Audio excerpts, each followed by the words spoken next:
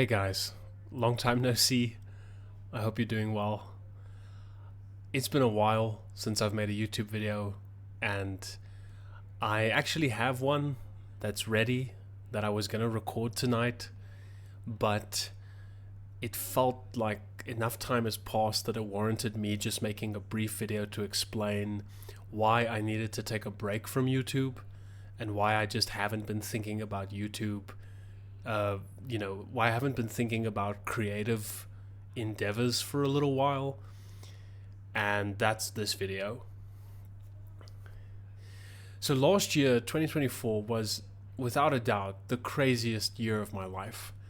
I was working a full-time job, which I'm still working, but that's not a bad thing. I'm grateful for that. I was working a full-time job while studying my final year of my BCom degree, which thank God is now finished. I'm so relieved to say that that's done.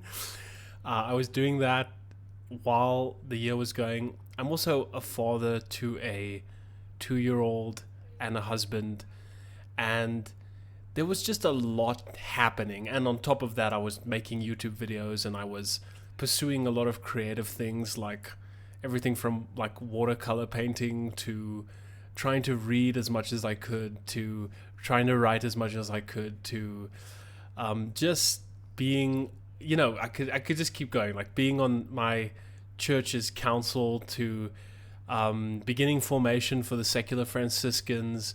To just so much was happening, so many appointments, so many meetings with different various groups, so many obligations, so many appointments and responsibilities that I was carrying on my shoulders.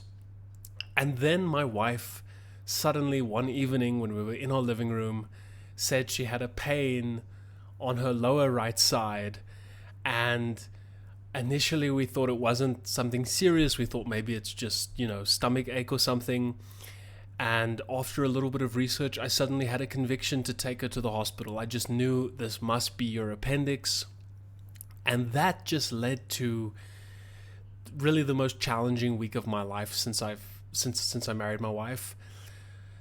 And I mean, it was the most challenging moment in our marriage, really, because the amount of fear and anxiety and stress, not to go into all the details, but basically I had to take her to a hospital, and the medical cover, they didn't want to operate unless I could basically give them a very large sum of money immediately, which I just couldn't do. And upon hearing that news, I was actually at home packing our bags because we were going to stay by my wife's parents, my in-laws, while she would undergo the surgery. I got a phone call from my wife telling me how much we would have to pay for her to get the surgery, and I just realized we couldn't do it.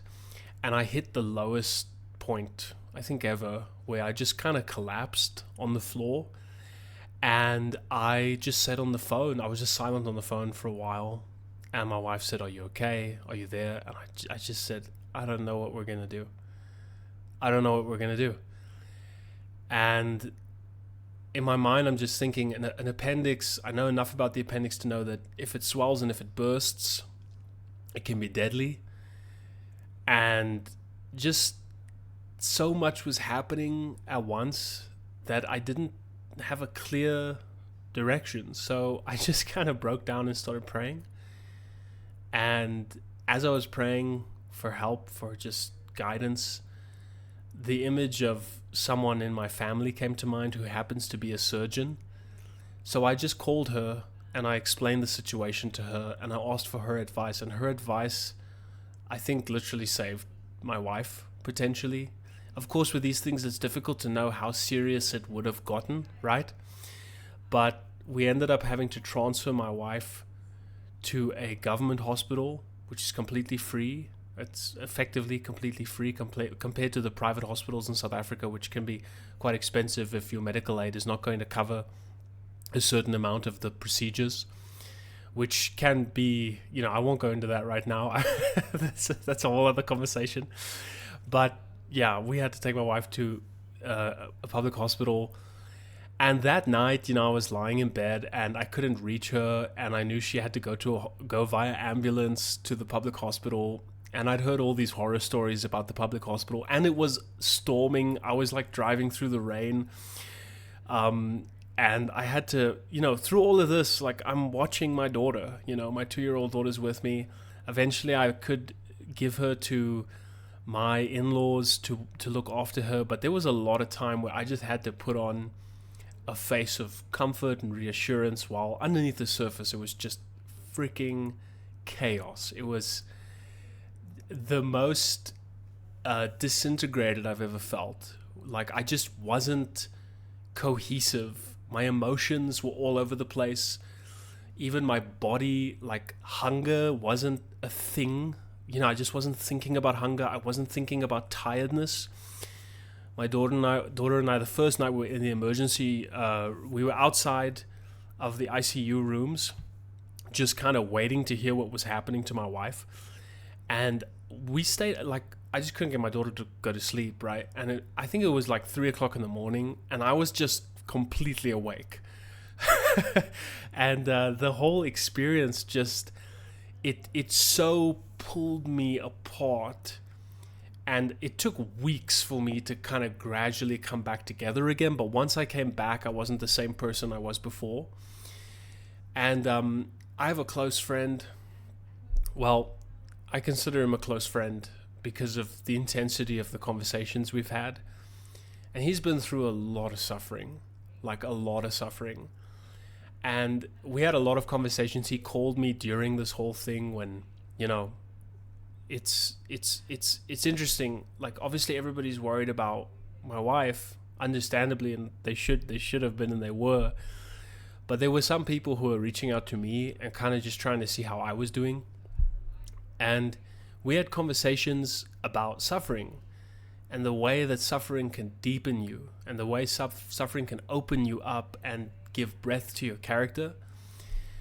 And I remember this analogy coming to my mind that really stuck with me, which was, if you imagine all your emotions and all your feelings and all your passions and all your appetites and your reason and everything, if you imagine it as this giant castle, this sort of interior castle,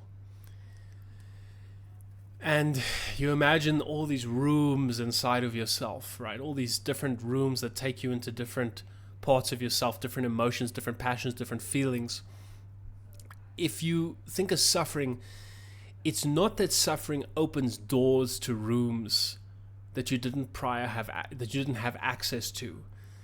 It felt like suffering was opening doors that I didn't even know were there. Like the capacity for fear, the capacity for a feeling of thank God I never reached despair, but this feeling of just total confusion, total lack of direction, like not knowing what the next thing to do is, like having absolutely no idea. Those doors open and you didn't even know they were there. Like your capacity to love, your capacity and the intensity at which you care and appreciate life and things around you just deepens. It's like Narnia, like it's deeper on the inside once you pass through that door. It's like suffering opened doors I didn't even know were in my experience, right? So that all happened, and then I just, I had some videos I'd kind of made, like after everything kind of settled down. Thank God my wife was okay. My wife was fine after everything. The surgery went well. But a whole other side to this I got to tell you guys about is I was obviously emotionally like all over the place. So things that wouldn't normally like make me cry were just instantly piercing me, right? And the thing that most overwhelmed my wife and I during that experience was the kindness of our friends and people in our life. We had friends who were working together secretly, privately, to try and build up funds, and then they sent them to me kind of anonymously through Buy Me a Coffee. And then I also shared the situation on YouTube with the community, and I had complete strangers, some of you guys who I've never even met, sending like money to help us. And I felt so weird about asking, even putting that on YouTube. It was the first time I've ever done anything like that. But it just shows you like how novel the situation was, that I was for the first time in my life ever just asking for help. And it was so difficult to ask for help. Like that was one of the hardest things I've had to do. But there was people I didn't have to ask for help. They just, out of kindness. I mean, we have friends who cooked us, when we got back from the hospital, they cooked us a meal. They brought it to our home so we wouldn't have to cook, things like that. Just, I was frequently crying at just the thought of the kindness of people and the love of people around us. And this whole experience just reoriented me and reprioritized my hierarchy of value. What is really important. And I was watching Pints with Aquinas a little while back, and I don't remember the guest's name, but he said something. He said that as a husband, as a man, as a father, you don't want to be a bright street light while your home is in the dark. And, you don't want to be out there in the world, like hustling and doing all these, like giving this appearance that like I'm so amazing and everything is so great, while meanwhile at home you're like not talking to your wife, you're not present with your children. Like, thank God it was never on that level with my family, but this experience made me realize like I need to be more present with my wife, with my daughter. And when when my degree finished, I was like, okay, finally I have time now, a bit more time. I don't have to spend evenings, studying as much. I don't have to spend evenings reading as much, so I can kind of prepare YouTube videos. And I just said, you know what? I'm just gonna hit pause on like anything that that I'm not directly required to do, and I'm gonna give all that time to my family. I'm gonna give all that time to my wife. I'm gonna give all that time to my daughter, all that time to my extended family. Like making an effort to call them, making an effort to message them, making an effort to be present in the lives of the people around me. And I'm not perfect. Like, there's a lot of people I still need to build stronger relationships with. But the whole experience just woke me up. And it is March now. Things are fine. We moved into a new home. Praise God. Opportunities just opened. The most painful experience was followed by the most grace, the most love, the most just like the relationships we built in that time are now like relationships that we'll take with us to the grave. And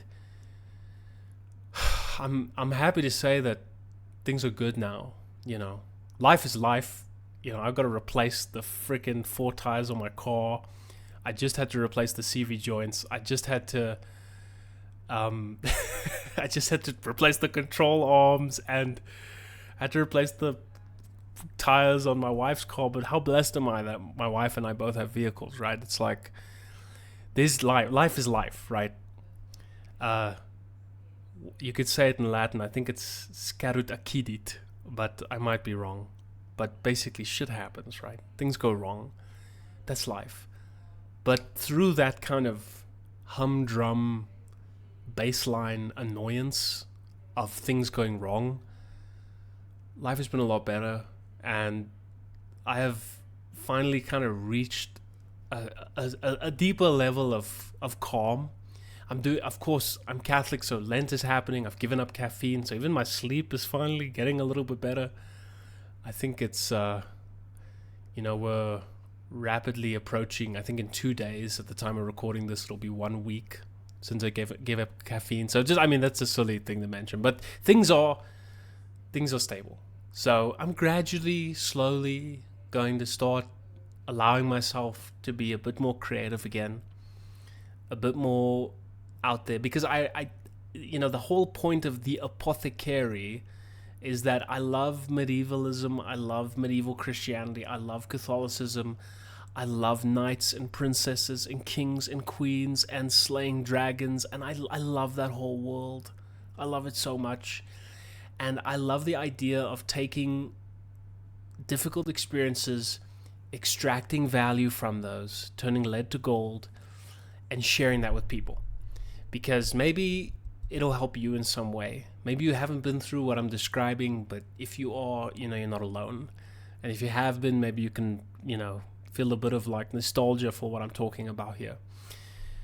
But I think that's pretty much everything. I'm back, and I've got a video coming up pretty soon. I'm excited to share things with you guys. I think I finally just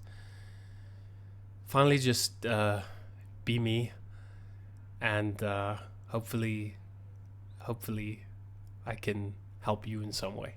God bless you guys. I appreciate you, and I'll see you in the next video.